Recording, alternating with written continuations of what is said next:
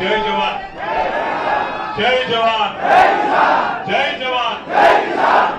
గౌరవనీయులు పెద్దలు అన్న మాజీ మంత్రివర్యులు ఆదిలాబాద్ లో ఇక్కడ ఉండే రైతన్నలందరికీ కూడా ఇవాళ అండగా నిలబడాలి, మీరు రావాలి అని పిలిచి మమ్మల్ని అందరినీ ఇక్కడికి ఆహ్వానించిన గౌరవ పెద్దలు అన్న జోగురామన్న గారు, గౌరవనీయులు సోదరులు మన బోత్ శాసనసభ్యులు డైనమిక్ ఎమ్మెల్యే సోదరుడు అనిల్ జాదవ్ గారు,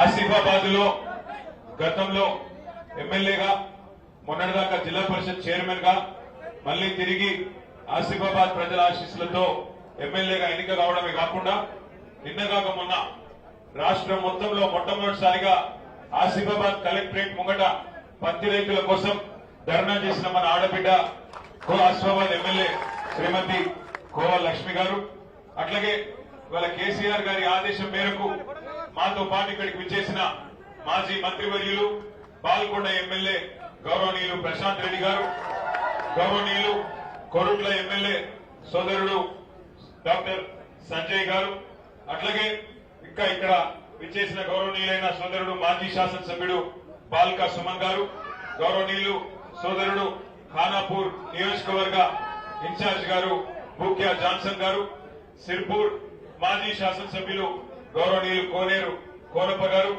మంచిర్యాల మాజీ శాసనసభ్యులు గౌరవనీయులు దివాకర్ రావు గారు, బెల్లంపల్లి మాజీ శాసనసభ్యులు దుర్గం చిన్నయ్య గారు, అట్లాగే మన పార్టీ జనరల్ సెక్రటరీ గౌరవనీయులు డాక్టర్ ఆర్ఎస్ ప్రవీణ్ కుమార్ గారు, అట్లాగే ఇంకా ఇక్కడ చేసిన మిగతా మిత్రులందరికీ మాజీ జిల్లా పరిషత్ చైర్మన్ జనార్దన్ రాథోడ్ గారు, ఇంకా మిగతా మిత్రులందరికీ పేరు పేరున అందరికంటే ముఖ్యంగా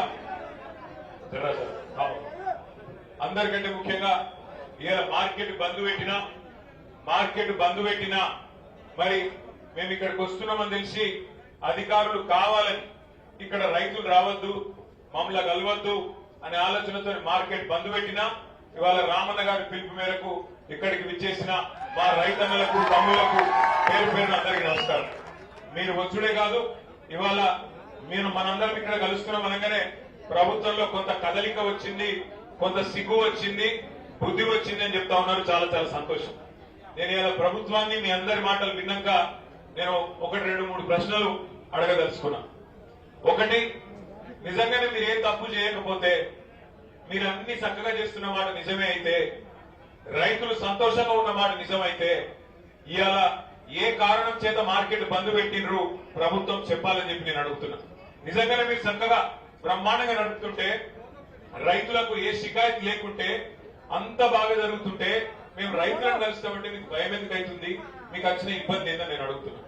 రెండో మాట, ఇక్కడికి వచ్చేటప్పుడు మన ఎమ్మెల్యే అనిల్ జాదవ్ గారు లఖంపూర్ లో అక్కడ సోయాబీన్ కొనుగోలు కేంద్రంకు తీసుకొని పోయింది. అక్కడ రైతులతో మాట్లాడాం.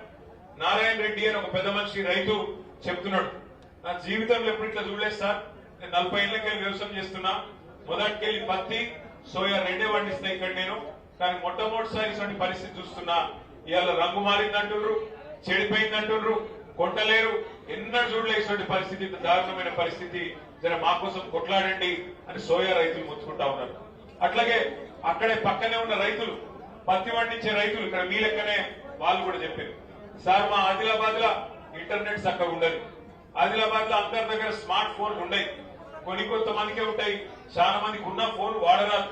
మరి అసలు ఇదేదో కిసాన్ కపాస్ యాప్ అని పెట్టినరు, అది ఏం యాప్ ఏందో ఆన్లైన్ బుక్ చేసుకోవాలంటారు, దాని ప్రకారం మీరు నడవాలంటారు.